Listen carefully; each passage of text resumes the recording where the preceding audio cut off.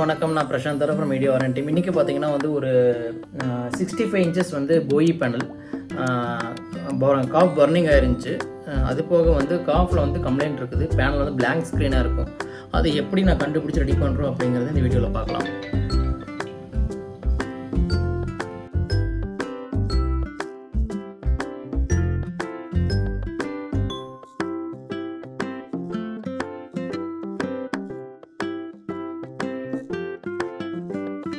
இது பார்த்திங்கன்னா ஒரு போயி பேனலோட 65 இன்ச் டிகான். இதில் பார்த்தீங்கன்னா படம் இந்த சைடு மட்டும் RGB பேட்டர்ன் போயிட்டுருக்கும். சொல்லப்போனால் வந்து பேனலில் வந்து காஃப் ஷார்ட்டு, இந்த காஃப் பர்னிங் ஆகிருந்துச்சு. இந்த காஃப் நான் ரீப்ளேஸ் பண்ணிட்டேன். பண்ணதுக்கப்புறம் பார்த்திங்கன்னா வந்து படம் வரல. அப்போ இந்த டிகானில் ஒரு சின்ன ஜம்பர் மாடிஃபிகேஷன் பண்ணியிருக்கிறேன். அது பண்ணதுக்கப்புறம் வந்து இந்த சைடு பிக்சர் வந்துருச்சு. இந்த பிக்சர் பார்த்திங்கன்னா அடுத்து இந்த காஃப் கம்ப்ளைண்ட், அதனால் இங்கே எங்கேயுமே டேட்டாஸ் வந்து ட்ராவல் ஆகலை. ஸோ இந்த காஃப் கம்ப்ளைண்ட்டு, ஸோ இந்த காஃபை ரீப்ளேஸ் பண்ணால் ரெடி ஆயிரும். இது எப்படி நான் கண்டுபிடிக்கிறேன் அப்படின்னு பார்த்தீங்கன்னா, இந்த டீக்கனில் பார்த்தீங்கன்னா இங்கே L6ன்னு ஒரு பாயிண்ட் போட்டிருக்கேன் பார்த்தீங்களா, L6 லாக் 6. இது என்னென்னு பார்த்தீங்கன்னா, இது வந்து நம்ம ஆல்ரெடி நம்மளோட புக்கில் எழுதியிருக்கிறோம். இது LG பேனலில் அதிகமாக வரும். ஆனால் இப்போ வரக்கூடிய நிறைய 4K பேனலில் இந்த டெக்னாலஜி யூஸ் பண்ணுறாங்க. என்ன நடக்குதுன்னு பார்த்தீங்கன்னா வந்து இந்த இமேஜ் சிக்னல்ஸ் பாருங்கள், இந்த ப்ராசர்லேருந்து வெளியே வர சிக்னல்ஸ் 1 2 3 4 5 6 பேர் ஆஃப் சிக்னல்ஸ் வெளியே வந்துருக்குது. இந்த ப்ராசர்லேருந்து டேரெக்டாக இங்கே பேனலுக்கு போகுது. இந்த பேனலில் இந்த 6 பேர் ஆஃப் இந்த சிக்னல்ஸ் வந்து எங்கே போகும்னு பார்த்தீங்கன்னா, இந்த ஒவ்வொரு காஃபுக்கும் தனித்தனி சிக்னல்ஸாக போகும். அதாவது இங்கே கொடுக்கக்கூடிய LED சிக்னல்ஸ் இந்த ப்ராசர் வழியாக போய் இங்கே வந்து இமேஜ் டேட்டா சிக்னல்ஸாக மாறும். இந்த இமேஜ் டேட்டா சிக்னல்ஸ் வந்து ஒவ்வொரு பிராண்டுக்கு ஏற்ற மாதிரி மாறும். ஒரு இதில் வந்து CDDSஆ போட்டுருவாங்க. சில பேனல்ஸ் வந்து EPI சிக்னல்னு சொல்லுவாங்க, காமனாக RSGஸ்ன்னு சொல்லுவாங்க. ஆனால் இங்கே போகிற LVDS சிக்னல்ஸ் வந்து இங்கே 4K சிக்னல்ஸ் போகுது, லேண்ட் சிக்னல்ஸ் போகுது. என்ன போனாலுமே இங்கே வந்து இமேஜ் டேட்டாவாஸாக மாறும். இந்த இமேஜ் டேட்டாஸ் வந்து என்ன பார்த்தீங்கன்னா 2 டைப்பாக போகும். ஒன்று பேரலாக போகும், இல்லைனா வந்து சீரீஸில் போகும். இப்போ இந்த டிகானில் பார்த்தீங்கன்னா 6 சிக்னல் போகுது. 6 சிக்னலும் தனித்தனியாக பேரலாக ஒவ்வொரு ஐசிக்கும் போகும். 6 சிக்னல்னால் 1 2 3 4 5 6 ஐசிக்கும் தனித்தனியாக ஒவ்வொரு பேர் போகும். அதே மாதிரி இந்த சைடு இந்த அடியில் பார்த்தீங்கன்னா இங்கே ஒரு 6 போகும், பிரிஞ்சு போகுது பார்த்தீங்களா ஐசிலேருந்து. அப்போ இண்டிவிஜுவலாக இதுக்கு 6 போகும். அதாவது 6 பேர் இங்கே போகும், 6 பேர் இங்கே போகும். ஒவ்வொரு காஃபுக்கும் தனித்தனியான இமேஜ் டேட்டாஸ் போகும். ஓகே, இந்த தனித்தனியாக இமேஜ் டேட்டாஸ் எதுக்கு போகுதுன்னு பார்த்தீங்கன்னா, ஒவ்வொரு காஃபையும் தனித்தனியாக ரன் பண்ணும். சப்போஸ் ஏதாச்சும் ஒரு காஃபு கம்ப்ளைண்ட் அப்படின்ற பட்சத்தில் அந்த காஃப்லேருந்து தனியாக ஒரு எனபிள் பாயிண்ட் வெளியே வரும். அந்த பாயிண்ட் தான் லாக் 6ன்னு சொல்லுவாங்க. இந்த லாக் 6 பற்றி நம்ம ஆல்ரெடி புக்கில் கிளியராக எழுதியிருக்கிறோம். இந்த லாக் 6 பார்த்திங்கன்னா ஒரு சீரியஸ் நெட்வொர்க் கனெக்ஷனில் போகும். எல்லா காஃபையுமே சீரீஸில் கனெக்ட் பண்ணி ப்ராசருக்கு கடைசியில் இன்டிமேட் பண்ணும் இங்கே எல்லா காஃபுமே ஓகேவாக இருக்குது அப்படின்னு. சப்போஸ் இந்த ஏதாச்சும் ஒரு காஃப் கம்ப்ளைண்ட்னா இந்த சீரியஸ் கனெக்ஷன் கட் ஆயிரும். உங்களுக்கு ஈஸியாக புரியுற மாதிரி பார்த்தீங்கன்னா, இந்த டிகான்லேருந்து ஒரு 1.8 வோல்ட் இங்கே ஜென்ரேட் ஆகும். அந்த 1.8 வோல்ட் என்ன ஆகுன்னு பார்த்தீங்கன்னா இந்த லாஸ்ட் காஃபுக்கு போகும். இந்த லாஸ்ட் காஃபுக்கு போயிட்டு இந்த காஃப்லேருந்து ஒரு அவுட் ஜென்ரேட் ஆகும். இங்கே லாக் அவுட் 1 போட்டிருக்காங்களா, இந்த லாக் அவுட் 1 அடுத்து இந்த காஃபுக்கு வந்து இன்புட்டாக போகும். செகண்ட் காஃபுக்கு இன்புட்டாக போயிட்டு இங்கே பாருங்கள், இன்னொன்று log out 2, log out 3, log out 4, log out 5, log out 6. இந்த அப்படி போயிட்டு இதுதான் இந்த லாக் அவுட் 6 இங்கே இருக்குது பாருங்கள், மென்ஷன் பண்ணி சாரி. இங்கே பார்த்தீங்கன்னா இப்போ இந்த லாக் 6 வந்து இங்கே வந்துடுச்சா.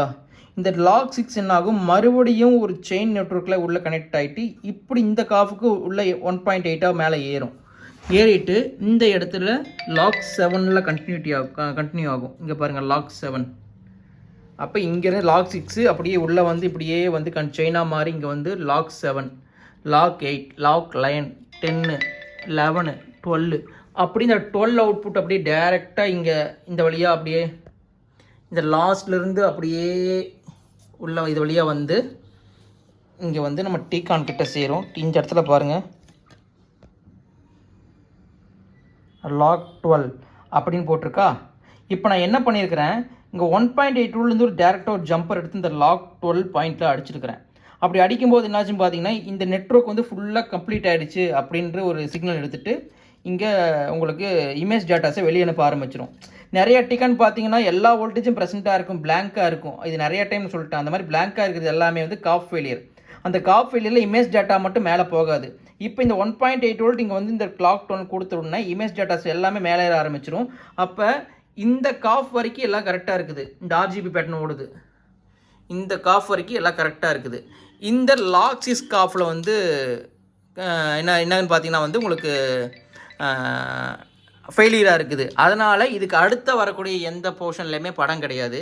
இப்போ என்ன பண்ண போகிறேன், இந்த லாக் 6க்கு ஒரு ஜம்பர் போட்டு அடிக்க போகிறேன். அப்படி ஜம்பர் போட்டு அடிச்சிட்டோன்னா இந்த லாக் 6 இங்கே வோல்டேஜ் வந்துடும். அதுக்கப்புறம் இங்கேருந்து வோல்டேஜ் ஜென்ரேட் ஆகி இங்கே போயிட்டு ஒரு நார்மலாக ஒர்க் ஆகிற மாதிரியே ஒர்க் ஆகிட்டு இங்கே வோல்டேஜ் வந்து லாக் 12க்கு வந்து நின்றுடும். அப்போ இங்கே இங்கே போட்டிருக்கிற ஜம்பரை தூக்கி இங்கே அடித்தோன்னா எனக்கு இந்த காஃபில் மட்டும் படம் வராது, மற்ற எல்லா காஃபிலையுமே படம் வரும். நான் ட்ரை பண்ணி அடித்து காட்டுறேன் பாருங்கள். இப்போ லாக் 12 கொடுத்தனால எனக்கு இந்த ஒரு செயின் கண்டினியூட்டில் இங்கே செயின் கட் ஆகுது. அதுக்கப்புறம் படம் இல்லை. இப்போ லாக் 6க்கு அடிக்கிறேன். இப்போ பார்த்தீங்கன்னா இந்த 1.8 வந்து இங்கே லாக் 6 ஜம்பர் போட்டு அடிச்சிட்டேன். இப்போ பாருங்கள், இந்த காஃபில் மட்டும் படம் இல்லை. நார்மலாக இங்கே 6க்கு வர இடத்துல வோல்டேஜ் கொடுத்தனால அப்படியே இது வரைக்கும் வோல்டேஜ் வந்துடும். அதுக்கப்புறம் இது வந்து இந்த ஃபங்க்ஷன் ஆகலை. இந்த இடத்துல 6 கொடுத்தனா 1.8 வோல்ட் கொடுத்தனால லாக் 6லேருந்து மறுபடியும் இங்கே கண்டினியூட்டி இங்கே போய் இந்த காஃப்க்கு இன்புட்டாக போயிட்டு வெளியே வரும்போது லாக் 7 அப்படி கண்டினியூட் ஆகிட்டு வெளியே வரும்போது உங்களுக்கு இது மாதிரி பிக்சர் வந்து கிளியராக வந்துடும். சாரி, எந்த காஃபோ அந்த காஃப் மட்டுமே தெரிஞ்சிடும். அப்போ நமக்கு ஈஸியாக ஃபைண்ட் அவுட் பண்ணிக்கலாம் எந்த காஃப் ஃபெயிலியர் அப்படிங்கிறது. இதுக்கு முன்னாடி பிளைண்டாக ஒர்க் பண்ணிகிட்டு இருப்போம். இப்போ வந்து ஈஸியாக நம்ம இதுதான் ஃபெயிலியர் அப்படின்னு நம்ம செக் பண்ணிக்கலாம்.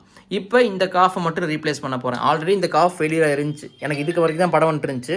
இப்போ இதை மாற்றிட்டேன். இப்போ இதையும் மாற்றிட்டு உங்களுக்கு நான் அப்டேட் பண்ணுறேன். இப்போ பார்த்தீங்கன்னா இந்த காஃபை இப்போ ரீப்ளேஸ் பண்ணிட்டேன். இங்கேயும் சரியாயிடுச்சு. எல்லா பக்கமுமே உங்களுக்கு ஈவனாக பிக்சர் வந்துருச்சு. இப்போ இந்த ஜம்பரை வந்து நான் ரிமூவ் பண்ணி விட போகிறேன். இப்போ ஜம்பரை ரிமூவ் பண்ணிட்டேன். இப்போவும் கிளியரான பிக்சர் வந்துருச்சு. நேற்று இதே மாதிரி இன்னொரு ப்ராப்ளம் பார்த்தோம். சோனி இன்னொரு 65 அந்த டிக்கனடு.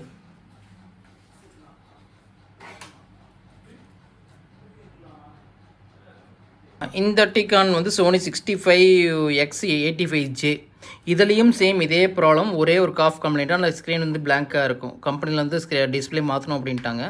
ஸோ அதை நம்ம அந்த எந்த காஃபுங்கிறது கரெக்டாக கண்டுபிடிச்சி நம்ம அதை மட்டும் நம்ம பாண்டிங் பண்ணல. சாரி, எடுத்து வச்சுருக்கிறோம். நாளைக்கு தான் அது பாண்டிங் பண்ணணும். காஃப் எல்லாம் ஆர்டர் பண்ணியிருக்கிறோம். ஸோ அது வந்ததுக்கப்புறம் வந்து உங்களுக்கு இதை பற்றி ஒரு வீடியோ உங்களுக்கு போடுறேன். தேங்க்யூ, நன்றி. இது மாதிரி உங்களுக்கு நிறைய வீடியோஸ் வேணும், தகவலுள்ள வீடியோஸ் வேணும் அப்படின்னா நம்ம யூடியூப் சேனல் லைக் பண்ணுங்கள், ஷேர் பண்ணுங்கள், சப்ஸ்கிரைப் பண்ணுங்கள். நன்றி.